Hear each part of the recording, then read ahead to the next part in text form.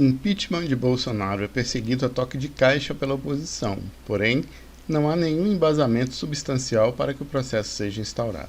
A narrativa de crime de responsabilidade em razão das atitudes do presidente em relação à pandemia não se sustentam e o grande apoio popular que Bolsonaro possui inviabilizam o processo.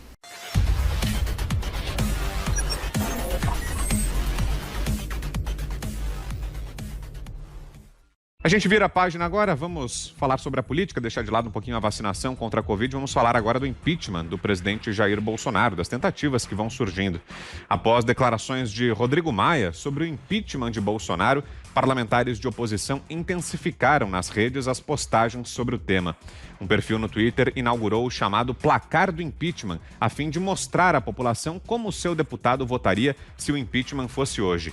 Em última atualização, 108 deputados são a favor do impedimento e 46 são contra. Outros mais de 300 decidiram ignorar a contagem. O candidato multiderrotado Fernando Haddad, também por meio do Twitter, vem instigando os internautas a pressionar os parlamentares para que participem da enquete e se posicionem de forma pública. Nesta segunda, em entrevista ao jornal Folha de São Paulo, o ex-ministro do STF, Carlos Aires Brito, passou a endossar o impeachment de Bolsonaro. Segundo ele, o conjunto da obra sinaliza que o presidente cometeu crime de responsabilidade. Começo essa com você, Constantino, o que está achando dessa movimentação e agora desse portal que foi aberto aí, o Placar do Impeachment, na tentativa de pressionar os deputados à aprovação. Constantino?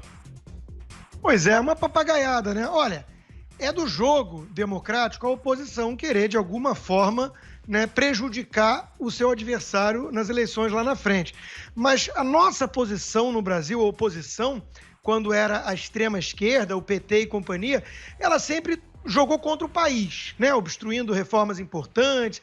Ela confunde o papel de oposição porque ela encara o adversário como um inimigo mortal a ser destruído e não como alguém que possa pensar diferente e ter uma agenda distinta, né? Então, o que me choca mais nessa história toda de impeachment ganhando força, pelo menos em redes sociais e tudo mais, né, é o papel dos isentões, do centro, né? Aqueles que se diziam uma alternativa equidistante aos extremos, né? O PT e o Bolsonaro. E quando coloca em pé de igualdade petismo e bolsonarismo, eu já sei que tem uma certa simpatia, ainda que enrustida, pelo PT, né? Porque não dá para comparar as duas coisas, por mais que seja legítimo apontar críticas ao governo atual. Não há crime de responsabilidade, ele não é o culpado pelo que aconteceu em Manaus, já falei isso, e foi ali que viram um pretexto, né, para aproveitar a comoção nacional para avançar com essa pauta, com o panelaço que certos globais pediram. Então tudo está muito ensaiado. E o que mais chama atenção é isso, né, Vitor? As máscaras caíram e hoje nós sabemos que tanto o Rodrigo Maia, que está junto com o Baleia Rossi, que está junto com o PT, com o PSOL, na candidatura da Câmara, são os mesmos que estão falando em impeachment o tempo inteiro agora. Ou seja, não dá mais para distinguir, não há mais distinção entre PSOL e PT e essa turminha que se diz de centro, né? Quando você vê um Amoedo do Partido Novo, um Rodrigo Maia, um Luciano Huck, até mesmo um Sérgio Moro, ex-ministro, né, ou um João Dória falando, fica com aquela sensação de que você está vendo o filme Matrix, né, que tem aquele vilão que é o Smith, que são todos iguais. Então você não consegue mais perceber a diferença. O deputado Kim Kataguiri, ligado ao MBL e ao DEM, né, e muito ao próprio Dória também, ele já disse que vai acordar e dormir pensando nessa única meta agora, derrubar o presidente Bolsonaro. Então, a narrativa de um MBL hoje em dia, a narrativa de um Novo hoje em dia, é a mesma da narrativa de um PSOL e de um PT, né? Então, isso aí vai fazendo o quê? Vai fazendo com que caia em descrédito qualquer tipo de postura independente e construtiva que eles pudessem ter, né? Hoje em dia, você olha um Kim Kataguiri, um Amoedo e companhia, e eu não consigo mais dizer se eles têm alguma diferença pro Marcelo Freixo ou para Gleisi Hoffmann. Agora, isso é muito triste, né? Porque, de novo, a polarização, então, está feita e é entre PT e seus satélites e o bolsonarismo. E aí, cada um faça a sua escolha. Oceana.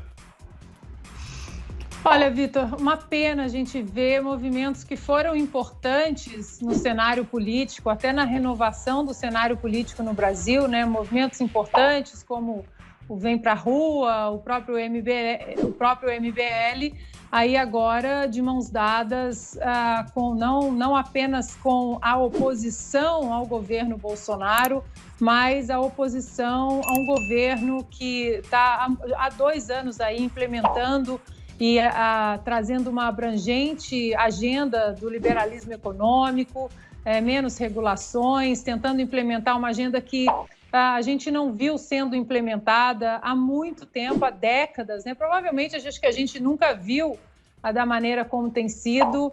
A gente sabe que o caminho é longo, a gente sabe que o presidente Bolsonaro, algumas vezes, ele deixou a desejar em algumas pautas que poderiam ter sido de uma maneira melhor comunicadas com a sociedade, ou ter feito uma pressão maior na Câmara, no Senado, mas a gente sabe que o Congresso também tem culpa em muita coisa que não passa, e a gente está, sim, num caminho aí de depuração do Senado, e infelizmente esses movimentos e esses jovens políticos que apareceram há alguns anos, hoje a gente vê que não farão parte, provavelmente não farão parte dessa renovação tão importante para o Brasil.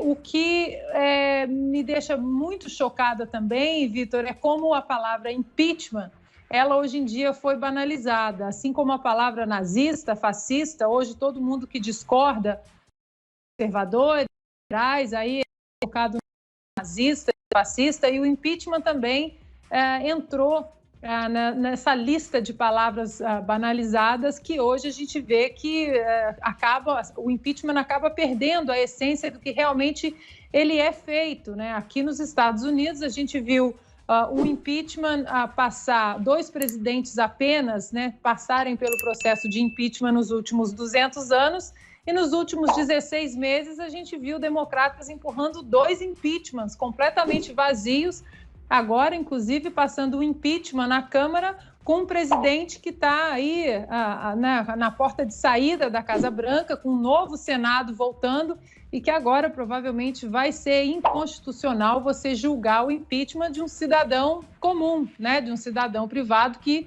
no dia 21 de janeiro será o caso de Donald Trump.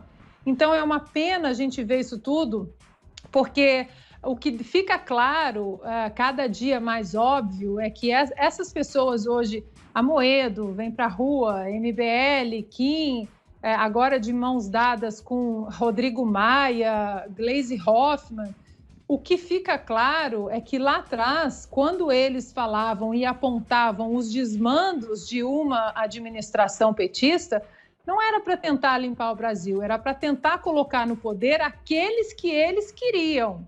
Não implementação de uma agenda liberal do Paulo Guedes, ou de a gente ter ministros como Tarcísio aí, que está tocando bravamente uma agenda espetacular da infraestrutura que a gente precisava muito para a gente poder ter as nossas artérias econômicas bem alimentadas.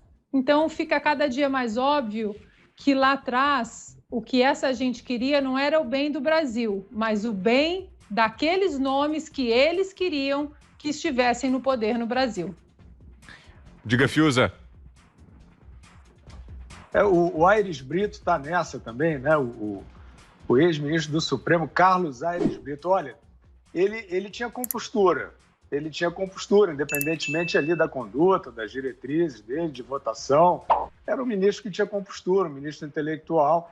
E, pelo visto, infelizmente, ele está com inveja desse barata-voa que virou esse STF atual.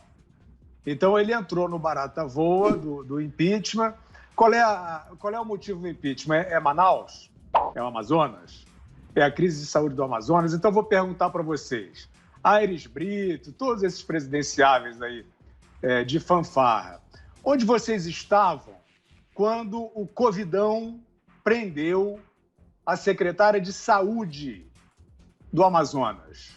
Onde estavam vocês para ajudar a empurrar a Justiça, o Ministério Público, para elucidar esse enorme escândalo de desvio de verbas de saúde pública?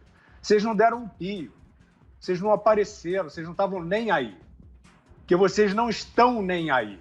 Esse é o drama, né? Quer dizer, vocês estão fazendo uma política oportunista.